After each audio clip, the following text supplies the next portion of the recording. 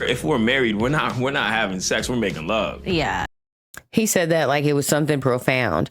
We're not having sex. We making love. He thinks he's so deep. He's a fucking cornball. Though Love is Blind is still a kind of young show, only 4 seasons in, the producers have quickly realized that love triangles are where the money's at because healthy, functional relationships are boring. And this season delivered the most incestuous cast so far. Jackie was caught between Marshall and Josh, but we didn't really know that at the time. Zach was caught between Irina and Bliss. Paul was caught between Amber and Micah, and then later on, Micah had to confront her best friend, Irina, because she wanted to pursue some kind of Three's Company throuple situation, which was really bizarre. But I have to say, I really did enjoy this season, not despite the mess, but because of it. Now that disaster of a reunion is over and the cast has had a chance to say their piece, I thought it'd be fun to go back and take a second look at some of these relationships now that we know how things turned out. Some of the contestants have been quick to say that maybe their best moments were left on the editing floor. So was there a bunch of editing fuckery going on?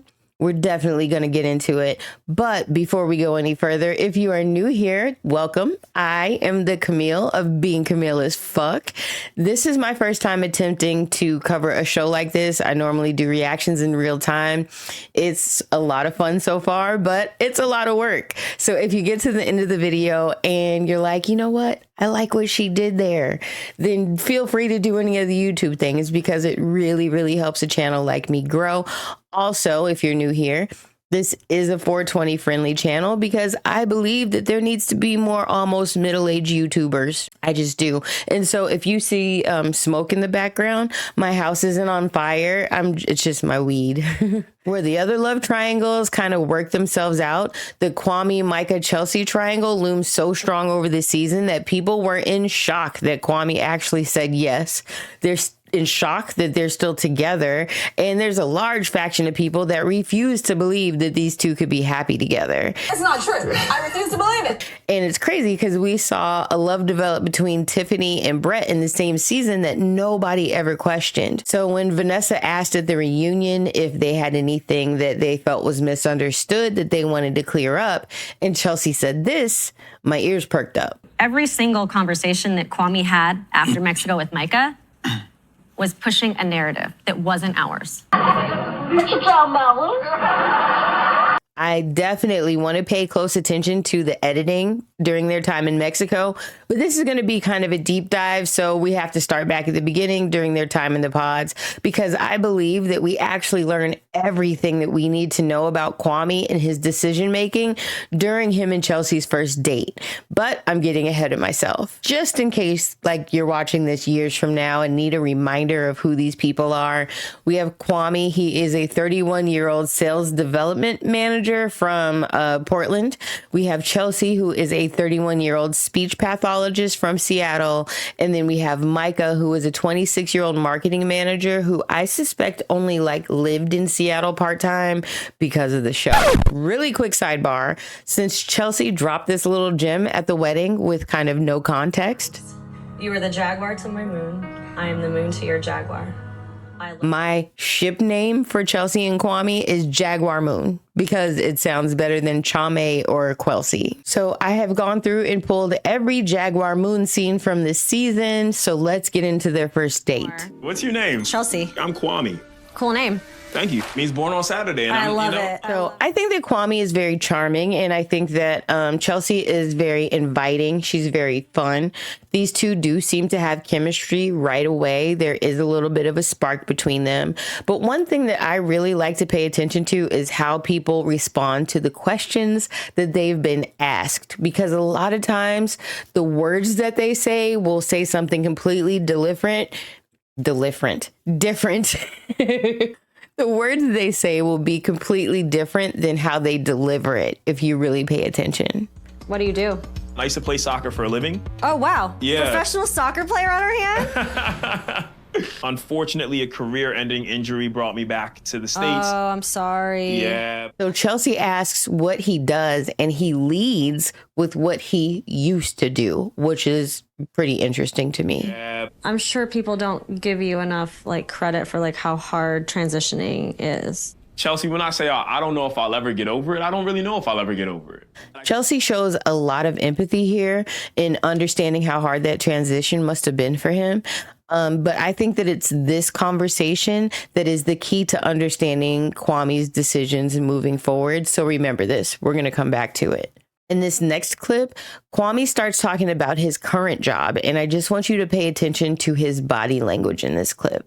I just started a new job as the head of business development for a software company. I love my job now. It's providing me a life that I'm very happy about. It's providing me opportunities, and I'm getting to work with incredible people. Good. Now, I'm no expert, but that did not look like the body language of a man that loves what he's doing. And after he says, what did he say? I'm getting to work with incredible people. He immediately closes his lips shut tight, which is usually an indication of lying. Most important things to me in a partner are empathy and compassion. So the two qualities that Kwame prioritizes is empathy and compassion. And this tells me that probably somebody hurt him in his life that he felt wasn't empathetic or compassionate, because we tend to prioritize avoiding being hurt in the same ways that we've been hurt before, as long as we're aware that there's another way. Now, if I were to take a wild guess at who this person was, I would say it was his mother, just because of what we saw on the show, how he's spoken about her. But I do think that Kwame is extremely lucky to have had Barbara. He did mention that she helped raise him, and because of her in his life, it seems like she was the one that was able to give him an example of what empathy and compassion should be, so that he knows how to seek that out in his adult relationships. Unlike somebody like Zach, who seemed to go with what's familiar, even though what's familiar is unhealthy and toxic. But moving back on to Kwame. I went through a lot of my life not knowing like where I stood. So I always feel this need to impress. I have to immediately bring up, I'm really successful and I have my master's degree. So I was a military child, which means I was uprooted and had to start over again several times, had to be the new kid in school.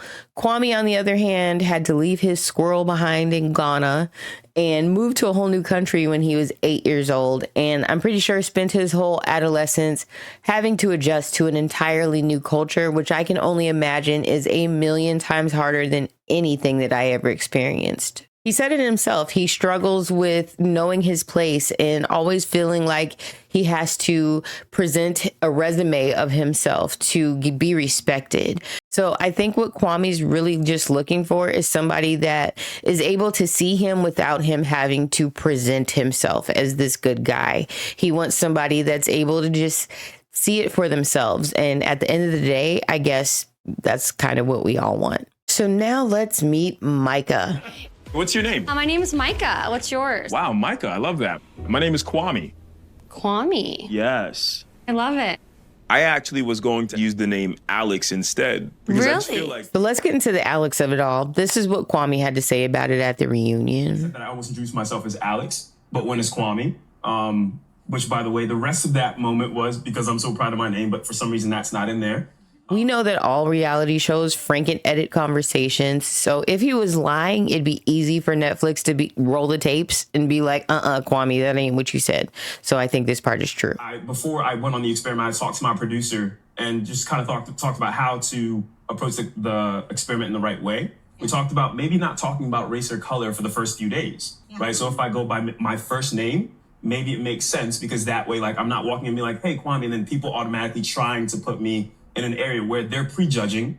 So I do have a little experience with TV producers, and this does seem like a conversation that would go down, talking to them about not talking about what they look like, because they are making a show where what you look like isn't supposed to matter. Now, watching a couple of other videos recently, some people still seem to feel some type of way about this. I personally do not. I am one of those people. I respect your wishes.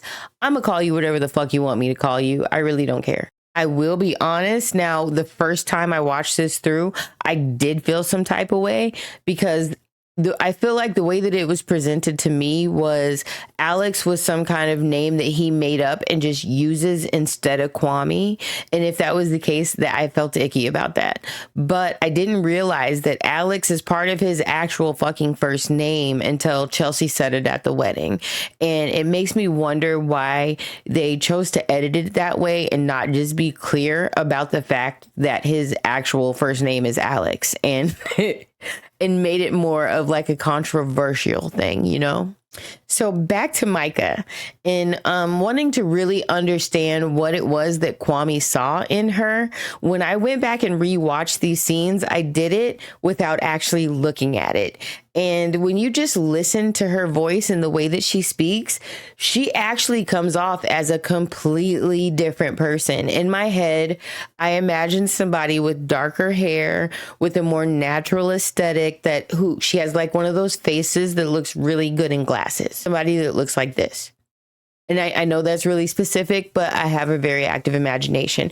Anyway, when I play this next clip, I'm going to like blur it out a little bit or something because I want you to just like forget what you know about Micah and just listen to her. That's definitely so important. Like, cause for me, I think I feed really hard off like people's energy. I would kind of maybe consider myself like an empath. So it's like important to surround myself with like really genuine people. That smells like bullshit.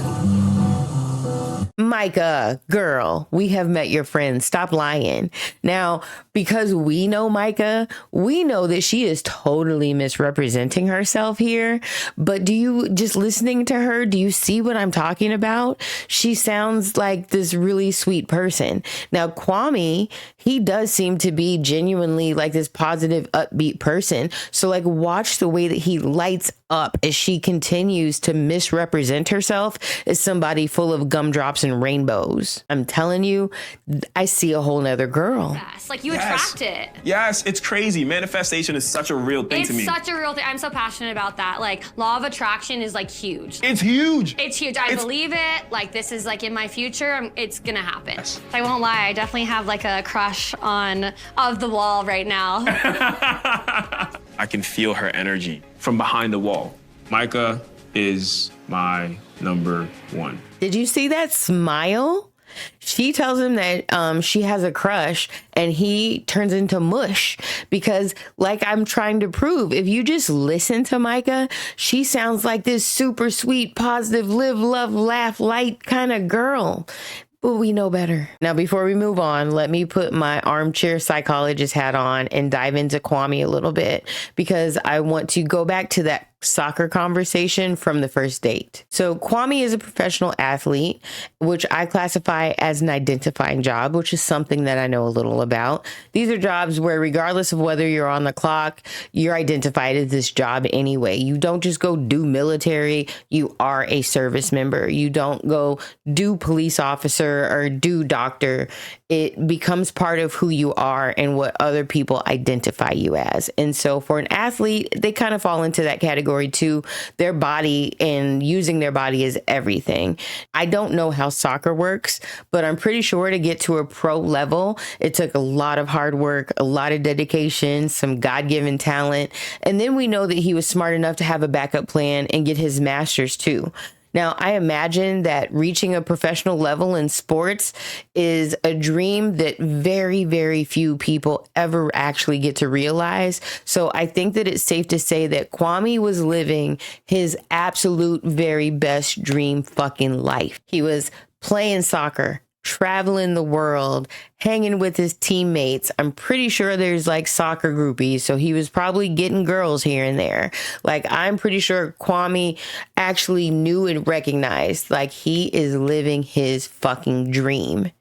And then he got hurt and it all got taken away. He had to default to his plan B kind of office corporate job. And yes, I know that he works remote, but sitting behind a laptop in your living room is much different than jet setting and traveling all over the world to play soccer. So I'm pretty sure it feels like an office job. And he had no fucking choice but to make the best of plan B. But again, look at how he speaks about it.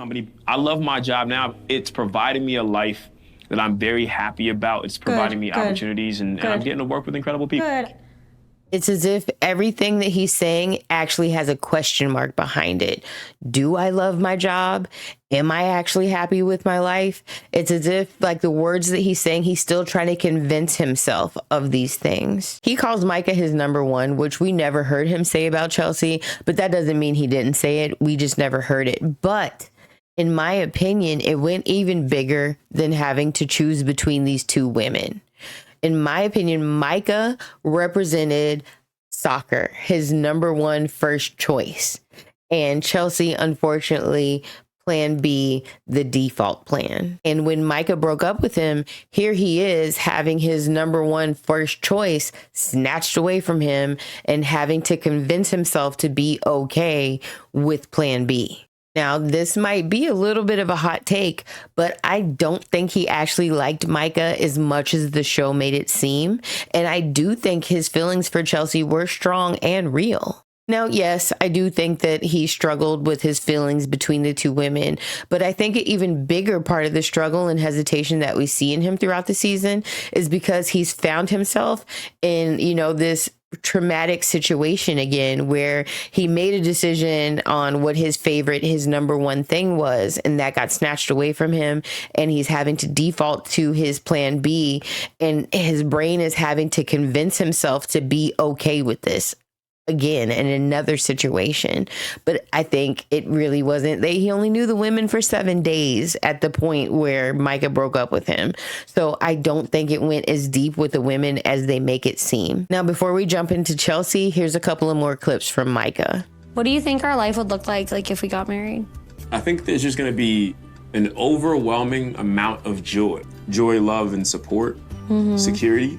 Security. Yeah. You give me that over anyone I've ever met. Yeah. Yeah. Love that. Again, if Kwame's mother was the one that was not empathetic and compassionate in his life, he is so lucky to have had his sister to have, set an example for him to want to emulate, because he does sound sincere when he says that stuff.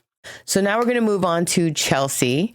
I can say that I really did like Chelsea in the pods. She seemed very realistic, very grounded. We never really see her on a date with anybody else. She was all in on Kwame from day one. Now we know that some of this shit is out of order. So the next time that we hear from Chelsea, it seems like she's aware of Micah and Kwame's connection. I did not expect the mental and emotional kind of turmoil that you experience when you're living with other girls that are dating who you're dating. I think what's hard is that they can tell you all these things. Right after this date, he's dating someone else. He could be saying the same things to her. So we learn at the reunion that Chelsea is actually a weirdo and went shopping with her mom before the show and bought men's Calvin Klein underwear so that she could have a Calvin Klein date in the pods. I actually really love the Calvin Klein underwear for women. Walking around the house all day, just rocking those, biting my lip, thinking about how you look. But I still don't believe that she dreamt of this shit when she was a child, but it does give a little context to their engagement pictures. It makes it a little bit more meaningful. I get it. You know what I mean? So it's having that connection. So when you like to have sex, do you like the souls to connect? Oh my gosh, yes. If we're married, we're not having sex, we're making love. Yeah. He said that like it was something profound. We're not having sex, we making love. He thinks he's so deep. He's a fucking cornball. Yeah. Wow. Yeah. Okay. Are we just ready? You better stop playing before I'm tired I find my way to the other side of that wall. Let's just be done. He thinks that she's talking about getting it on, and she slaps his ass with the forever card. His reaction's pretty funny. Can we just get at it right now? Oh, I'm talking about marriage, but both could be cool. Yeah. So here's where a big point of contention happened. I personally started writing my notes before the reunion ever aired. And in my notes, I wrote, it seemed like that Kwame was going into this date to break up with Micah, but I wasn't really sure about it. And then he seemed to confirm that at the reunion a little bit. So I really want to pay attention to these next couple of clips. I want to be transparent with you. I do have a very, very, very strong connection with someone else. She tends to reassure me about how much she wants to be with me. It's going in every direction that you would want it to go as a person who wants to be cared for. I feel like I didn't realize like how strong your connection was for the other person. So we don't know like for certain that he was going in there to end things for good, but it is very apparent that he's going in there on day 6 to tell Micah, about his feelings for Chelsea. And we know that Micah didn't bring it up first because she said that she was unaware that the connection was so strong. If I was to write down the perfect girl for me, it would be you. So her ascension has kind of been a conundrum to me. I actually didn't think we would make it until like day 3. He says that he didn't think that they would make it, like he wasn't really into Chelsea until day 3. Just a reminder, this is happening on day 6. The one thing that just keeps popping up about her. Is it that she validates you more than I do and reciprocates feelings more vocally? Yes, point blank period. So when Micah asks him if it's because Chelsea validates him, to me, his answer seems genuine. I don't think that he brought up Chelsea to Micah to be like manipulative or to make her jealous. I think he's being real in this situation. So this next clip, Micah just says a whole bunch of words. When it comes to something that's this big, I hope that you decide to follow your heart, not the part of your brain that tells you to take what will feel good now. Okay. So then I'll ask you straightforward then. Do you feel like we have something that would last and that could stand the test?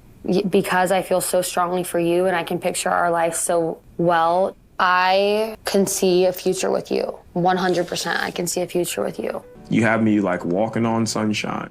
So he asks her point blank if she sees a future, and he goes from feeling so strongly about Chelsea that he felt it was important enough to have this conversation with Micah.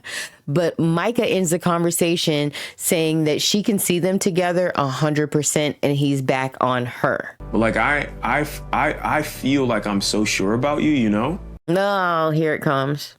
I want to propose earlier.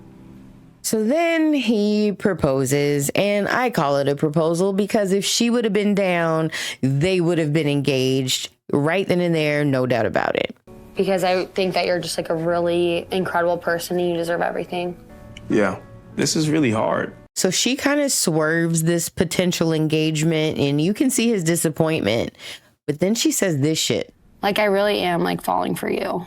And like, I haven't said that to anyone else. So you better not go falling for anyone else. I'll beat your ass. What color is your reveal dress? So at the end of episode 1, he is all in on Micah and thinks that she feels the same way. But then episode 2 starts. With Chelsea, I see this very ride or die person who would not ever allow you to feel unwanted. But at the same time, like, I'm very, very set on Micah and I'm ready to propose to her. But I really, really want validation from her. Tell me, like, you could see yourself spending the rest of your life with me. Now, I personally wonder if this was out of order because Micah actually did do a lot of validating. Yes. I won't lie, I definitely have like a crush on Of the Wall right now. Security. Yeah. You give me that over anyone I've ever met. Yeah. Yeah. Because I feel so strongly for you and I can picture our life so well, I can see a future with you.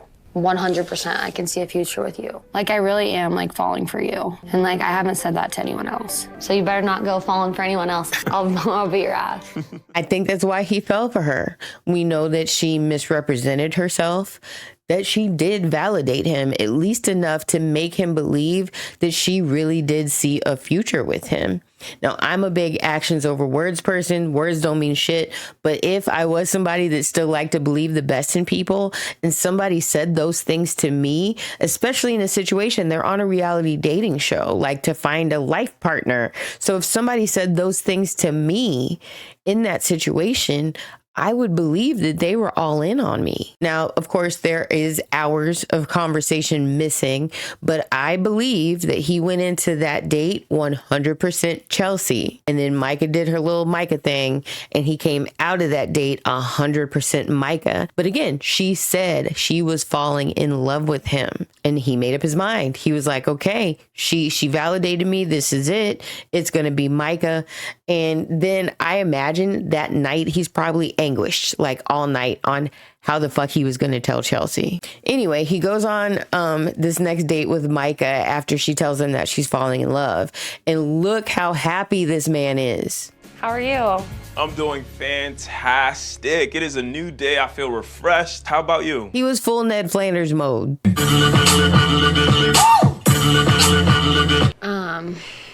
We have both been like, you know, each other's like favorite person through a lot of this. I feel so strongly about you as a person. Sounds good so far. But I feel like that maybe like the slow burn is how it's supposed to go. Plot twist. I think that we should explore other connections. Okay, cool. That works for me. It was fantastic getting to know you, and I hope that works out for you to the best of your ability. I truly wish you the most luck. That man was in shock. He was hurt, man. Rejection sucks. Anybody would be hurt in that situation. But I think even more than that, he felt dumb. He chose to believe what Micah said, and she played his ass. That's kind of fucked up, isn't it? I can't be the only one that thinks that. It's kind of fucked up. I actually do think it's fucked up because I hate when people say things they don't mean. She told him that she was falling in love with him and that she could see a life with him, and that if he got with anybody else that she was going to beat his ass. And she specified she hadn't told that to anybody else. And then the very next day she breaks up with him. Anybody going into that situation is going to be blindsided, shooketh, and shell-shocked. I know I would be.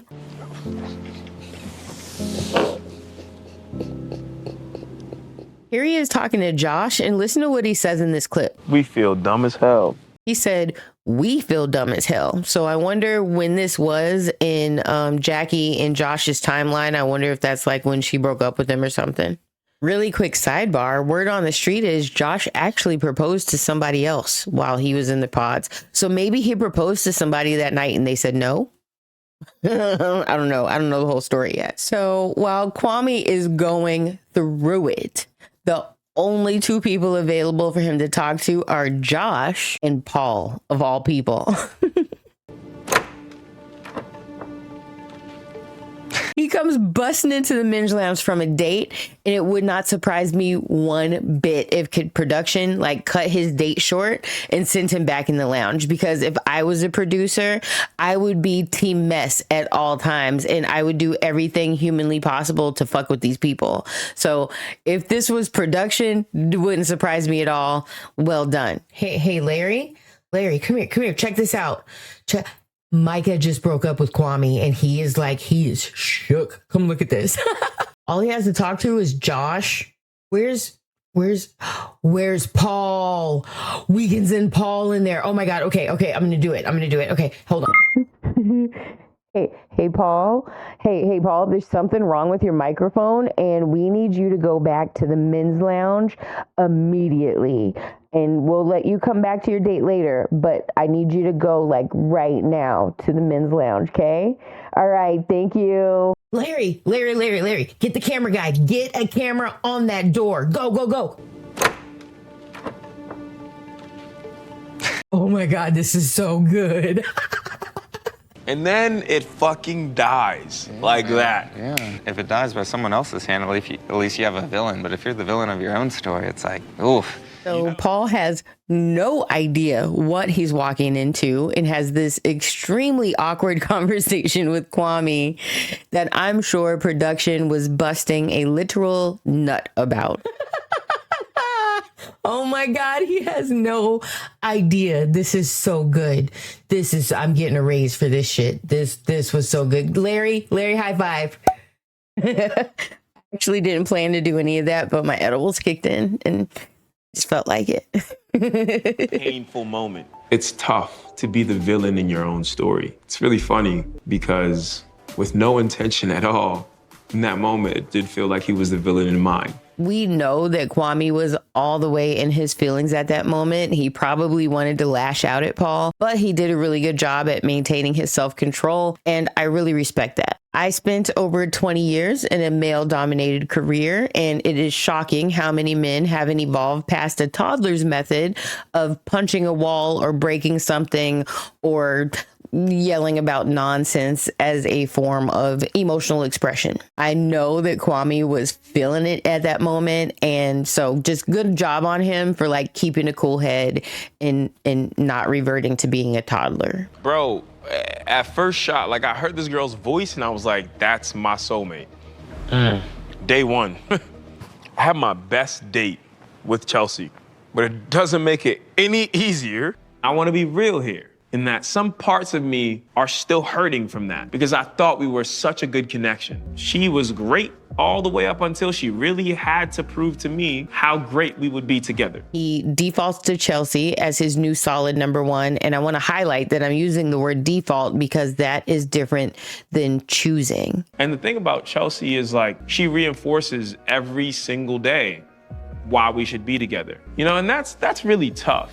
So Kwame's being honest about his feelings. The breakup was just yesterday. If his feelings were real, then obviously he's still going to feel some type of way about it. Kwame was ready to bend the fucking knee when he walked into that room with Micah, and then she broke up with his ass. But I constantly have to remind myself that the Kwame-Micah relationship lasted 7 fucking days. Actually 6 days. I think if Kwame had more time to process what had just happened with Micah than having to deal with Chelsea the very hours later, then I think that he easily could have chosen Chelsea instead of defaulting to her, but that's not how the show works. Either you pick somebody and you move forward or you go the fuck home. Now, Chelsea being the default or plan B, it does sound horrible, but again, I keep having to remind myself that at the point that Micah and Kwame broke up, it was only 6 days. I do think that he can get to a point where it's not just feeling like he's defaulting to Chelsea, but that he's choosing her. And obviously, some part of him eventually does because they're married. This is why I think that he didn't really like Micah as much as it seemed, because if you think about it, he actually didn't really know that girl. Whereas with Chelsea, I do think that the Chelsea that was in the pods is the same Chelsea outside of the pods. And he knew Chelsea as good as he possibly could for the 10 days or however long they were in there for. He obviously never felt solid that Micah reciprocated his feelings. So again, like I was saying earlier, I think that hurt that we see in that breakup is more so to do with the fact that he felt dumb and rejected than actually being completely heartbroken over some girl he's only known for 6 days. Also, like I was explaining earlier, for Kwame in particular, for him to declare something as his favorite or to declare something as his number one and then have that shit taken away, I think that shit hits different for Kwame than it does for the rest of us, because I think it hits that emotionally triggering spot of like losing soccer. So like I said, I think that plays a role in the Micah of it all as well. Now we're going to move on to Chelsea. So this clip from the beginning, this is when Irina and Micah were spying on them and being really childish or whatever. And Chelsea does a really good job at going over and putting them in their place without actually being confrontational. Do you think Kwame's gonna leave or do you think he's gonna stay? Stay, you little villain. I wanna be nicer. I'm like not nice at all.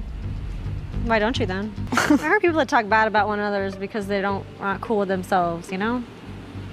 Yeah. This is a game, dude. She was able to go over there, make a statement, put them in their place, leave them looking dumb with absolutely no valid rebuttal humanly possible, which I respect because it's one of my many talents as well. So we learned this little tidbit at the reunion. From what you told me in the pods, you were breaking up with him. Mm-hmm. And from what he told me, he was breaking up with you. So you guys were like breaking up with each other. But here's where I wonder about the timeline, and they did not clear that shit up at the reunion. And I will say something that you guys also didn't see was in the lounge, I went up to Micah and I was going to have like a truce. Like, you know what? Whatever is meant to be. Before I could even speak, she was like, wait, I'm breaking up with him right now. Kwame was on the other side. I couldn't talk to him. I don't know. I can't fact check anything. So the way that I suspect it went down, I think that Kwame and Chelsea had a date on day 5 where Kwame chose Chelsea. He tells her, look, it's you. I'm feeling you. I'm going to go break things off with Micah. Then day 6 rolls around and he has this I want to be transparent conversation with Micah, which in an unexpected twist of events, he ends up proposing and she tells him that she's falling in love. After that, you know that Micah and Irina made it their life's mission to make sure that Chelsea found out about this proposal. So day 7 rolls around. Chelsea goes to Micah to call a truce. And Micah stops Chelsea and is like, hey, I'm going to go break up with Kwame. Now, one thing that gets me is Chelsea's word choice because she says truce. So to me, I wonder if there was some kind of, confrontation or some kind of exchange that happened the night before. And they put it on the cutting floor for some reason. Anyway, here's what I suspect is the first conversation between Kwame and Chelsea since day 5 and all that shit with Micah has happened. It's like, I've been so happy with you, Kwame. Like, I really have been so happy with you. What happened yesterday, like, with your other connection, like, I hate that it, like, took a little bit, like, the happiness away. And we know these pod dates are hours long, so I wonder what his explanation was, because he had to say something, right? Like, she had to hear all this shit, and now he's got to explain himself, and we don't really hear it. I've been so confident in it. I've been so good every fucking day. God, look at what she's going through right here. Like, I feel so bad for her. This had to be an intense conversation, and we got absolutely none of it. Oh, the strong girl, like, can only be strong so long, you know? Preach. I would just hold on to you, because, like, that would heal me too. You know? Now, the fact that he said heal me too makes me believe that he admitted to being really hurt about the breakup. Like, but I just wish that we had more of that conversation because I really want to know how he phrased it. I'm so grateful that you led the way that you did. Yeah, but I can't lead our entire marriage like that. Hey, I said I'm grateful for you doing that. Let me take some of that weight off your shoulders right now, yeah? See how he stuttered over that shit? That's why I don't pay no mind to people's lip service. It's just words. I don't believe you till you show me. Now, here is where we get some potential editing fuckery. When I play this next clip, pay attention to Kwame's shirt. Chelsea has gone from, and I can't believe it myself at how into this girl I am. I really love talking to her. Chelsea? Wow. I know. Now, we assume that this is after his breakup with Micah, but if you look at his shirt on his day 6 whiplash date with Micah, I do have a very, very, very strong connection with someone else. This Chelsea. Wow. I know. Would actually make more sense if it was right before that date. Unfortunately, Kwame wears the same shit over and over again. So on his next date with Chelsea, guess what he's wearing? We'll call it real thing. The same shit. He just wears the same shit over and over again. So it's actually possible that this is sequential. But if it's not, and they edited it, and his conversation with the lumberjack is like from day 3, like that's really kind of fucked up and something I would absolutely do if I was a producer. I would have done that. Now, since I had to live through it again, so do you. Here's I just want the real thing. Oh my God, that guitar is so out of tune, it's painful. All right, you keep going. I just want the real thing. Uh-huh. What note is that even? I just want the real thing. Hey. I can't sing either, but All right, that's our short song, okay? So good. I'm speechless right now. Now, I have to admit that I'm a sucker for a musician. So if somebody did that for me, I would have been a big old ball of mush too. So the very next day is, well, I don't know if it's the next day. So the next date that we see is proposal day. I always wear black jeans all the time. We know. This morning I woke up and realized I couldn't find any of my black jeans. But the crazy thing is I put on a pair of my light tan khakis and I looked in the mirror. I was like, that looks good. I love it. as time went on, it went from what was perfect to us to what we actually needed. So what he's saying here is he could not find any of his black pants that he matched all of his outfits with on this day of all days when they're supposed to get all dressed for the proposal or whatever. And he had to default to the khakis and had no choice. Even though he would rather wear the other ones, he had no choice but to be okay with the khaki pants and convince himself to be okay with this outfit. Whereas somebody like Brett is going to be like, fuck that and go get his pants fixed. So like in this little pants reference, I would consider somebody like Brett to be somebody that's like a go-getter. And I would consider Kwame to be somebody that's more of a compromiser. And that's not actually a bad thing. It's a good thing to be a compromiser. However, somebody that's a really compromising person, people can push you and take advantage of that. And it's really easy for a compromising person to get pushed to their limit. And I do think that we start to see that slowly but surely over the season with Kwame. Nothing's perfect, because if it was perfect, it wouldn't be real. And the one thing that I know that you have given me every single time that we have stepped in this pod is the best version of you and the best version of the real you. Now, I tend to pay attention when people repeat things because it's usually an indication that something is important. And he says the best version of you and then repeats the real you. Like at this point, I think that he feels truly like he was played by Micah, like she wasn't being real with him. So it's important to him that he feels that this is the real Chelsea. So, Chelsea Lauren Griffin, I'm about to get on my knee. Oh my God. I spent all morning trying to figure out which one it was. I still don't know. I wanted to ask you if you would be willing to marry me. Can I just say a few words? Please. So Chelsea can't just say yes. She's got to give some input. You're an amazing son, brother, friend, uncle. I can't wait to add husband to that list. 1,000 times, yes! I love you. I love you, baby. And Jaguar Moon is official. They actually, it was sweet. They actually seem very happy and excited and all that good stuff. It doesn't seem fake to me. I want to stop filling in the unknown. I just want to know. I just want to see him. I just want to feel him. I want to smell him. I want to kiss him.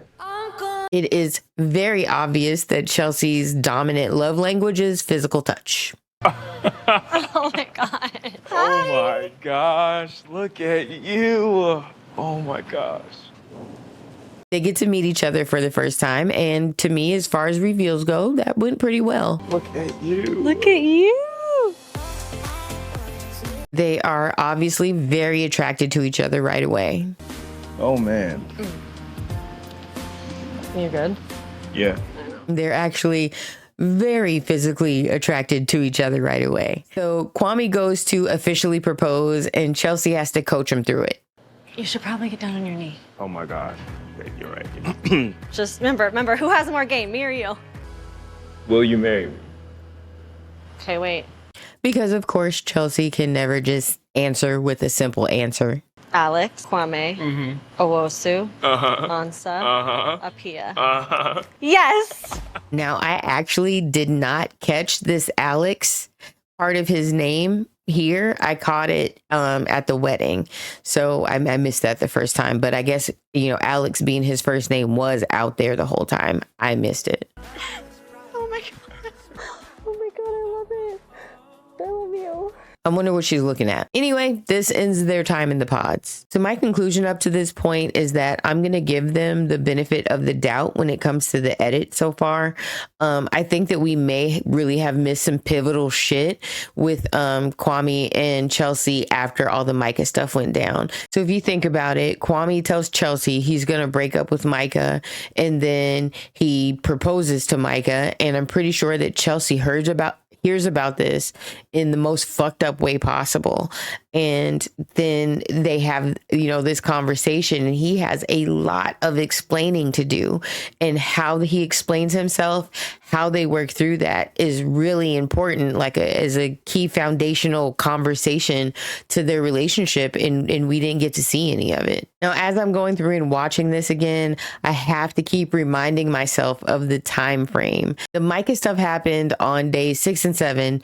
Nothing nothing had actually been established yet, so how deep could the feelings really be? I know how they make it seem with editing, but seriously, it had been a fucking week. Either way, we know that this is just the beginning. They are on their way to Mexico, and that's when shit really gets messy, and I'm excited to dig in. So if you made it this far, thank you. There had to be something that you liked, and if so, please hit that like button for me. Like I said in the beginning, this is the first time that I've tackled trying to review something in this way, and it's a lot of work, but it's actually been a lot of fun. But I understand now why people don't add clips and stuff to their videos, because it's a lot of work, and you run the risk of copyright strikes, and after you do all the hard work, your video getting taken down, which keeps happening to me. But I'm still a new channel. I'm not monetized yet, so I can kind of do whatever the fuck I want. Anyway, like I said, I am trying to grow my channel. So if you did like what I did here, then do any of the YouTube things. Please feel free to leave me some comments. Do you feel like the soccer thing is playing a big role in Kwame's decisions like I do? Do you like to sit back and play armchair psychologist and have your own kind of take on what you saw during the time in the pods? Throw it down in the comments. Anyway, again, thank you for watching, and be safe, and I'll see you in the next one.